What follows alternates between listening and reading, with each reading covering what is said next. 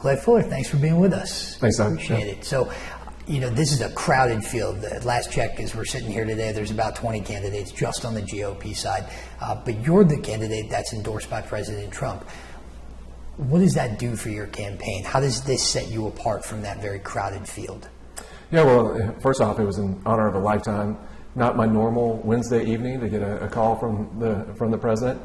And I've told people it's really a lesson in maybe pick up the phone number that you don't recognize from time to time. It's not just a car warranty. So learned an important lesson there. But, when we started this race back in December, everyone said they're 100% Trump guy. And so we're trying to make sure that the voters understand that Trump has made a selection in this race. He's chosen our campaign, and we're the Trump candidate. And that endorsement, and this was in President Trump's words, he said, you're going to be a rocket ship based off of this endorsement. And that's what we've seen. And so now our job as a campaign is to make sure that everybody understands in Georgia 14 that we are the Trump endorsed candidate. Yeah, do you think that was a move by the president to maybe thin this field a little bit? Because we have seen a little bit of movement in the field with some candidates dropping out. And we'll talk about in a minute why it's very, in a jungle primary, kind of dangerous for one party to have too many people. I think you know that. But do you think this was an attempt by the president to thin this really wide field out? No, I honestly think it was the president saying, this is the person that I want to be a warrior for Northwest Georgia, and who I think will be up here on Capitol Hill fighting day in and day out for my agenda. I think he looked at my bio and saw that we were the best candidate in the field. I was a Trump appointee in the first administration from 2018 to 2019. I've been fighting for him since he was elected in 2016. And that's one of the things that I articulated to his team. One of the main reasons that I even got involved in politics was the first inaugural address with the American Carnage speech. I was a prosecutor prosecuting really tough cases and seeing what was happening to our main streets out here in North Georgia. And he was the first politician in my lifetime who was speaking to those problems and to our communities. And I moved my entire family up to work for him in Washington, D.C. And I think that message in our bio resonated with him, and he looked at it and said he's the best candidate to come up here and fight for Northwest Georgians. Yeah, dig a little deeper on that. Why do you think he was, let me try that again. Why do you think it was you that he ended up choosing? Well, I think it really comes down to the bio. I think you'll see in his endorsements, he appreciates people who have raised their hand to go into the military and defend our country. I think he appreciates someone who has been tough on crime their entire career, and has been an America First prosecutor focused on putting the worst criminals away and making sure that they don't ever get out of prison. And then I think it really spoke to the entire Trump administration and to the president himself that, in 2018 to 2019, I moved my daughter in second grade, my 2-year-old son, and my beautiful wife up to D.C. so we could work for him. Hey, tell me more about the work you did in the administration. Yeah, so first part, so it was an incredible program that I was a part of. It's called the White House Fellows Program. And there's kind of a multi-step interview process. And you start off with a regional interview, then you, if selected out of the thousands of applications, you go with 30 other people for a national interview. And I'd been trying a rape case in Catoosa County, and got an email that said, you needed to let us know if you want to be part of this interview process by close of business. It was like 4:30 in the afternoon. So I shot off a quick email to make sure that I could be part of the process. And the first person that I met there was a guy that went to MIT at 15, followed on by a Navy SEAL that was just coming in from Afghanistan. So I said, I don't think I have any business being part of this program, but managed to tell my story and get in. And part of what they were trying to find is their voice on the opioid crisis. And so as a prosecutor who had a lot of experience there, I was helping Kellyanne Conway and a number of people in the first administration try to find their voice there. Then I got moved over during the shutdown to work at the Department of Defense, doing mainly special operations oversight, and in particular one person that I worked with, his name is Ambassador Robert O'Brien, and he was the lead hostage negotiator at the time. And my job was to kind of plan trips for him across the world to make sure that he was getting an understanding of how Americans were being kidnapped in different countries. And he's endorsed us in this race, so it's a really remarkable full circle endorsement to get from Ambassador O'Brien. Yeah, I think there's no doubt that everyone on the GOP side was looking for that endorsement. I can understand why it would have kind of, as you said, rocketed you up the name ranks, right? But do you see it as a problem that there are so many GOP candidates? You know, obviously it's been a while since this seat has been open, so a lot of people were bound to jump into the ring on it. But it's a jungle primary. We could be splitting votes here between not the biggest voter base in the world. And when we're talking about a special election, potential runoff, a general election, and then having to do it all over again for the midterms, do you see that as being potentially dangerous to the GOP? Well, I'd say it's not a problem for our campaign. Obviously, if people stay in, that's going to be a challenge. My message right now is President Trump has made a choice in this race, and it's now time for us as a party to unite. The real tragedy, if people do stay in, and we have to go to a runoff on April 7th, that will be another month where the people of Georgia 14 don't have representation on Capitol Hill. That's the real tragedy. That's what campaigns really need to be thinking about, because our people in this district don't have a voice in D.C. right now. And that's the real tragedy that everyone in the Republican Party should be talking about. And that's the major reason that I'm trying to get out to a number of events to say, all right, it's time for the Republican Party to unite, get behind our campaign because President Trump has endorsed us, and let's get somebody in D.C. fighting for us on March 11th. Yeah.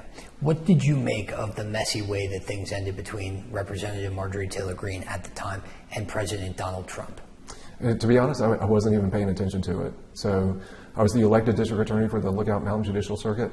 I was trying one of the biggest murder cases of my career, a cold case during that time period, and I was not even really paying attention to what was going on. I just wanted to make sure that I could get a conviction and fight for a victim in my community. I think that's probably true for most people in the district. They care much less about what's happening in D.C. They care more about just what's happening here at home. And so that's really been a message that I've carried to the voters as well. No one's really interested in any sort of disagreements in the past. They care about the fights of the future, and they want somebody on Capitol Hill who they know are going to be fighting each and every day as a warrior for them. Yeah, now to that point, people certainly have gotten used to the way that Marjorie Taylor Greene represented them in Congress. Do you see yourself as falling into that vein, or do you want to do things differently if you were to be elected? Well, I think it's based on my prosecutorial career. I don't know if you've ever gotten a jury summons. People aren't excited when that happens. They come into a courthouse, they're kind of frustrated about being there, and then you stand up as a prosecutor and you read the indictment, and the cases that I was trying were some of the most difficult and traumatic cases that a juror could come in and hear.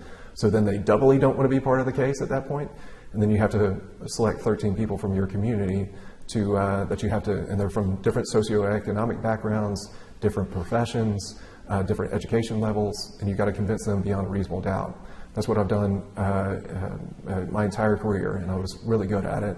And so part of my approach in this position, if it's part of God's plan for me to be the representative, is to continue to do that, to continue to convince people that they need to be on my side and convince them to a very high degree. So that's going to be my focus, but as a prosecutor, you also have that gear where you're used to yelling at murderers and rapists and child molesters. So you got to be in that courtroom and fight and stand up for what you believe. But that doesn't mean I'm going to be screaming angry in every conversation that I have. But I certainly have that gear. Yeah, and that's totally fair. Were you a supporter of the way that Marjorie Taylor Greene governed when she was in office? I think when you talk to voters around here, they appreciated her being an America First fighter on Capitol Hill. And that's certainly a banner I'm going to pick up and run with and continue to fight for Northwest Georgians. And we're up against some real challenges in D.C., and you need people with backbone, and you need people who are willing to stand up and fight for Northwest Georgians and have President Trump's back every day. And I can certainly do that effectively. Yeah, and you actually ran this race already once back in 2020, and I know you ended up finishing fourth in that race. What do you want to do differently this time around? Finish first. I want to win. I'm an extremely competitive person. I was the captain of my basketball team, so I care about winning. And the main reason is I think I'm going to be the most effective fighter for the people of Northwest Georgia here. And so that's going to be the main thing to turn around. To quote Ricky Bobby, if you ain't first, you're last. And so we're making sure that we're going to be first here. Yeah. You talked a little bit about how your experience as a prosecutor has informed your run here up to this point, but if you were to get to Congress, you'd be dealing with things, I think, just on a larger scale, right? You'd still be dealing with community issues, but it would be an entire community and the gamut of issues that you would be kind of charged with dealing with. What would you be able to pull from your time in the courtroom to kind of inform your experience as a legislator? Yeah, I think you're seeing that right now with a lot of the hearings related to Border Patrol, related to ICE. One of the challenges that I faced from 2020 to 2025 when I left the district attorney's office, we were having people die from fentanyl overdoses each and every day. And I quite literally saw over the last year, from January 2025 until now, I saw our fentanyl prices in the community increase, meaning supply was much more difficult to come in. And those policies to secure the border were quite literally saving lives in the Lookout Mountain Judicial Circuit. And so I think it's really important to have a national conversation saying, hey, this is really important for us as a policy to achieve because it's saving Americans' lives. There's a lot of people that don't know that the greatest killer of Americans 18 to 40 is fentanyl. No other cause causes more deaths in America than that. And that's another part when you look at what President Trump has been doing from a national security standpoint. It's very easy for me to, based on my national security background, my prosecutorial career, to say, look, when you're a national leader like Nicolas Maduro, and you're sending poison into the United States, I'm seeing it personally kill Americans. And for the first time in my life, I appreciate a president who's going to say, if you're messing around with Americans' lives, you're going to be held accountable for it. And I think we need people on Capitol Hill who can articulate that and have been on the front lines of that fight. Yeah, Governor Kemp has been known for saying that every state is a border state. It sounds like you share that opinion. Yeah, no, it's exactly true. Because we saw there, back in the early 90s, there used to be methamphetamine labs in North Georgia. Those don't exist anymore. Every methamphetamine and fentanyl that's in our community is coming across our border. It's being trafficked by the cartels. I think you just saw the shutdown of airspace in El Paso. The amount of money that the cartels are making off of killing Americans is a national tragedy.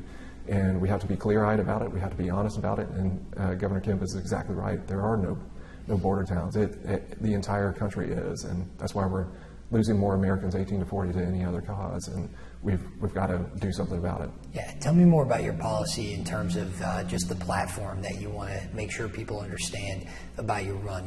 We've talked to other candidates about their education policy, certainly their healthcare policy. And if I could just start with healthcare, that when we talk about Marjorie Taylor Greene, healthcare was really one of the things that kind of put that wedge between her and Donald Trump with these Affordable Care Act subsidies that shut the government down. This is something that we've heard from constituents all over the state of Georgia, is that it is very difficult for them to afford their health care, whether or not they were on those subsidies.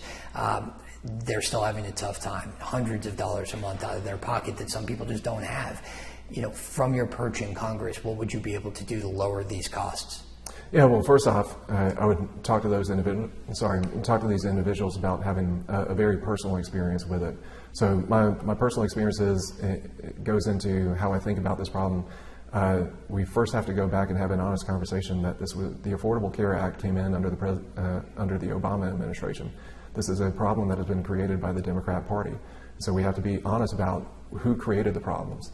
Now, the personal side of it, I was diagnosed with thyroid cancer at 31. I was newly married, had a 2-year-old daughter, and I was part of a single-payer system in the military, and I had terrible health care.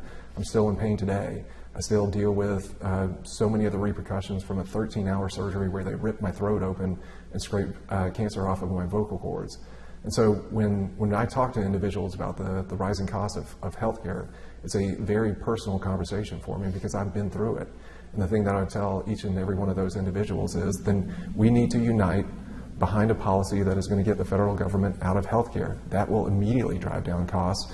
We got to allow people to buy health insurance across state lines. These artificial barriers, policy barriers that are making things more expensive are ridiculous. And you've seen recently with the Trump accounts that he's given to young Americans. I think ultimately putting health savings accounts together and allowing everyday Americans to be able to control their own healthcare and make their own healthcare decisions will help them get more price transparency and ultimately drive down costs. But it's a personal fight for me because I've been through it. And as one of the only person in the race who's been through a single payer healthcare system and had it nearly took my life, it's a personal fight for me. Yeah. Let me ask you about education too, because that's obviously something we're hearing from a lot of Georgians now. You wouldn't be able to control what happens at the state level, right? But we've seen a big push this year in the Georgia legislature, and we've seen a lot of talk up on Capitol Hill about the state of education. That's something that matters, and I know this, and I know you know this. It matters very deeply to your constituents. But literacy rates are abysmal in Georgia. Teacher pay is abysmal in Georgia. What would you do to be able to fix those things? Do you see that as your role as a member of Congress? Absolutely. Part of that is fighting to make sure that we're getting federal funding coming back to the schools that need it. But ultimately, one of those things, we just have to have an honest conversation that some schools, I'm a big believer in public education, but some schools are not being as successful because of the leadership that they have. And that's a personal experience for me post-COVID. We had to take our kids out of a public school that me and my wife loved and cared about. And we were lucky enough to have a school choice option. And that's something that I want to see for every Georgian in Georgia 14, is to make sure that they have school choice. And if they are going to a school that's not being run very well, they have another option where they can take their kids to a different program, different school. But first off, certainly going to fight to bring federal funds back to make sure that we are fully funding our education here, because those issues are long-term, almost a national security problem. If we aren't teaching our children to read, it's a national catastrophe, and we have to do something about it.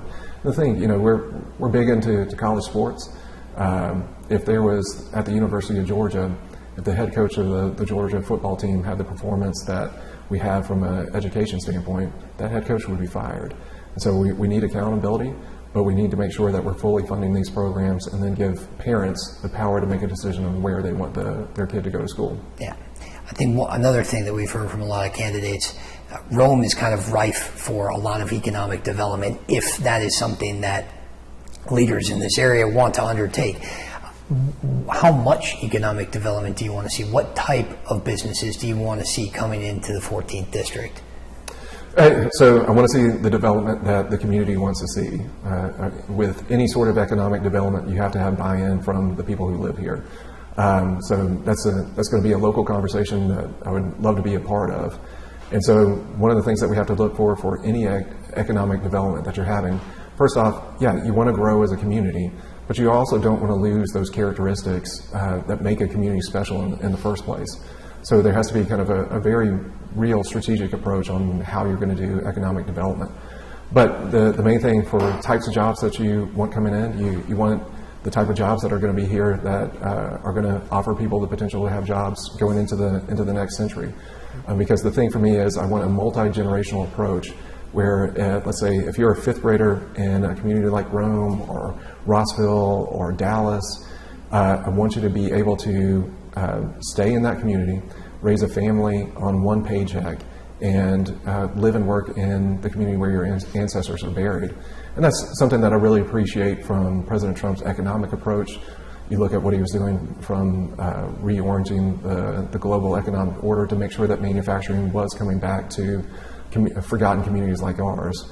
Because over the last 40 years of economic activity, you can drive around Georgia 14 and see a number of empty factories that used to provide well-paying jobs. And so that's the thing that I want to see coming back, our manufacturing base. There's a couple of communities here in Northwest Georgia who have done really well with that. As for the other communities that I want to make sure they're mirroring the Romes and Daltons of the world to make sure that they have long-term economic activity that they want to see in their community. Yeah. Let me get back to immigration for a sec, because I genuinely think you do have this unique perspective where you can see the impacts of it coming across your desk every day. The big debate now is how immigration reform is undertaken, whether it's done on paper, whether it's done in the streets. We've seen, obviously, we're well aware of what's happening in Minnesota with ICE. And in other communities around the country as well. We had DeKalb County just come out with a resolution saying that they did not want troops there doing these Operation Metro Surge operations, for lack of a better phrase. How far do you want to push the immigration debate here in the 14th District? Would you be okay with ICE coming in and running these Operation Metro Surges, in your constituency? Absolutely. No, I'd welcome enforcing federal law. And these people in sanctuary cities, wherever they are, they're basically neo-Confederates. We settled this debate in the Civil War. If there's federal law, then federal law needs to be enforced. And that's simply what ICE is doing. And you see the problems that ICE is having are in communities where they don't have, they're being told there's no law enforcement support. And so we would certainly welcome them here. They would communicate well with our local law enforcement agencies. And the main thing is, it's amazing to me that it's controversial to get rid of criminal illegals who have been committing crimes in our community. It's shocking to me that Abrego Garcia, who was a validated gang member, had multiple domestic violence cases, and was newly indicted for human trafficking, that we've got to go through the federal judicial fight that we had just to get him out of the country. Here in Georgia, you just saw a case where, I think his last name was Guzman, an illegal immigrant raped an 11-year-old child while her 10-year-old sister looked on. This shouldn't be controversial, that ICE should be able to come into every community in the United States and remove individuals like that.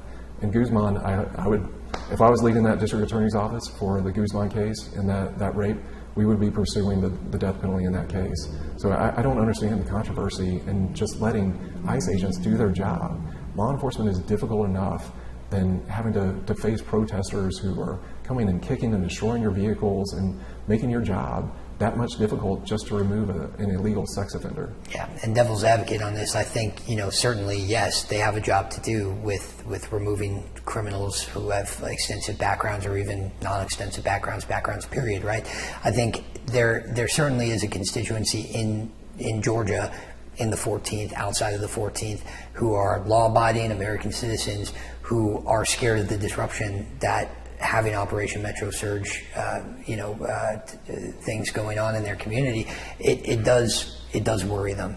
To those constituents who share your opinion that they don't want ne'er-do-wells in their community, if you will, but to those constituents who are worried about maybe the disruption that ICE could cause to everyday law-abiding American citizens, how do you convince them that it's something that the community needs? I would say look at the Guzman case. I would say look at the Lake and Riley case. Those are the things that those citizens should be focused on. We are a nation of laws, and if we don't enforce our laws, then our society is going to fall apart. This is basic broken windows theory. I know that in New York City right now, they're going to start facing a crisis because they're not even enforcing, people who are jumping turnstiles. When you start to let little things go, when you don't enforce federal law, when you don't enforce basic broken windows theory, everybody's lives deteriorate and you get less safe. And I think what you've seen over the last year is really indicative of that, where the Trump administration is finally enforcing federal law when it had been ignored completely by the Biden administration. And what are the statistics that you're seeing? You're seeing the greatest drop in the murder rate in our nation's history. It's not a coincidence. And so I tell those people, if you have a problem with law enforcement enforcing law, then if you're going to stop them from doing that, get used to more burglaries, get used to more murders. And I don't think anybody in the U.S. wants to see more American lives be lost related to not enforcing the law. Let me get back to the endorsement real quick. When you had your call with the president, I think we all saw his Truth Social post with the endorsement about you. Y'all saw it before me. Oh, there we go. All right. Well, fair enough. As long as you saw it, I think that's the important thing. But what was your conversation with the president like when he called to endorse you? Yeah, so at first, like I said before, I ignored the call because I didn't recognize the number. Then I had somebody that was in the room in the Oval Office with the president who then immediately called me and said, "Hey, dummy, please pick up the next phone number." And so I picked it up, and it was just like a movie. I picked it up and said, "Hey, this is Clay." And there was a female voice on the line that said, "Mr. Fuller, if you'll please stand by for the president." And I was just, this is not happening. My wife had just walked out of the house. I got in this bird feeder which films the birds. So she was filling up the bird feeder. And we had about a 4 to 5 minute conversation. President Trump was clearly in a great mood and was just really just very complimentary to my background and why he was endorsing us, and just really encouraging us to go out there and win the race. He was introducing me to a lot of people in the room. At one point he said, I wanted to introduce you to your new boss. This is Speaker Johnson. And so it was a really, really fun conversation. And at the end, he just told me that our campaign is going to be a rocket ship now, and he's really proud of me. So it was really, truly the honor of a lifetime, not my normal Wednesday evening to get that call.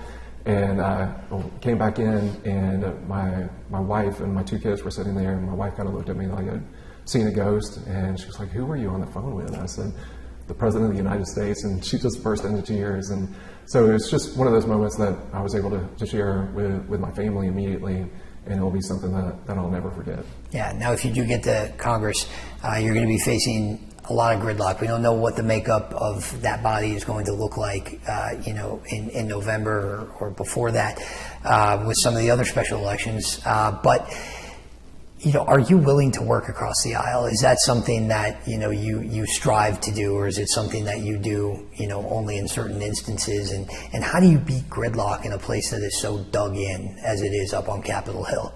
Well, I go back to my career as a prosecutor.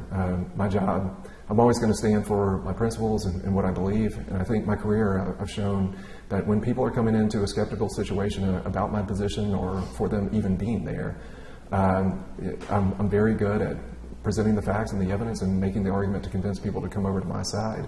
To be honest, I think the proper question is, are the Democrats even willing to work with us? You look at the Maduro raid, so many people currently on Capitol Hill, they were on record in 2021 saying, something should be done about Maduro. And then it was a 180 as soon as we snatched him up and perp walked him into the Southern District of New York. I don't know if there's a side that we can even really negotiate with. But for me, I'm always going to take the opportunity to convince anybody to come to my position, because I have a firm belief in what I'll be fighting for, and think that ultimately the truth is on our side for the policies I'm going to be fighting for. And I think the American people are behind it. A good example is the SAVE Act, which currently passed the House. That's a really 80-20 issue across just Americans. I think on the Republican side, 95% of Republicans support it. On the Democrat side, I think 72% of Democrats support it. And then you see the obstinance just from the Democrat side. They can't even vote with us on this bipartisan issue across the entire nation. So I don't know if there's much of a willing partner there to even convince them on 80-20 issues, but I'll certainly try, and I can certainly bang my head against the wall if I need to. But ultimately, I'm going to stand for truth. I'm going to fight for what Northwest Georgians sent me there, and I'll continue to be a warrior for them. But I will always try to have a good faith discussion with somebody and convince them. Yeah. Barry Loudermilk, Marjorie Taylor Greene, we have Buddy Carter and Mike Collins running for higher office. There's going to be at least, we know right now, 4 vacancies in the Georgia delegation in the House. Point blank, is this the right time to be running for the House in Georgia? For me personally? Absolutely. You don't have any fears about the fatigue it could cause, the scheduling? It seems like some of our representatives, well, granted, 2 of them are running for a much harder job. We've heard from a lot of people in the Georgia delegation, out of the Georgia delegation, about how difficult this has become, partially because of gridlock, partially because of public sentiment. Do you have worries about doing this? So I put it this way. As a Southern lawyer, to get your bar license, you're required to love To Kill a Mockingbird. And the lesson from Atticus Finch in that book is, you stand up, you do what's right, even if it means you're going to lose ultimately. Why? Because there are 2 children in your home that are watching. The community's watching. Yeah, I'm not afraid of anything. I'm afraid of not going into the fray and not going into the fight. I don't care how difficult it is. Being a prosecutor is difficult. Each and every day, crimes are still being committed in the community that I was representing. But am I supposed to just put down my tool set and just quit because I can't make it 0 crime? No, there are victims in our community that needed someone to get up each and every day and fight for them. And it's no different for on Capitol Hill for the citizens of District 14. The only thing they care about is that someone is there fighting for their interests each and every day. I don't care how tough it is or how difficult it is to get anything done. That's not a concern for me. I think it's just worth the fight to be there in the fray and speaking the truth. All right. Well, Clay Fuller, thanks for joining us. We appreciate your time. Thank you, Doug. I really appreciate it.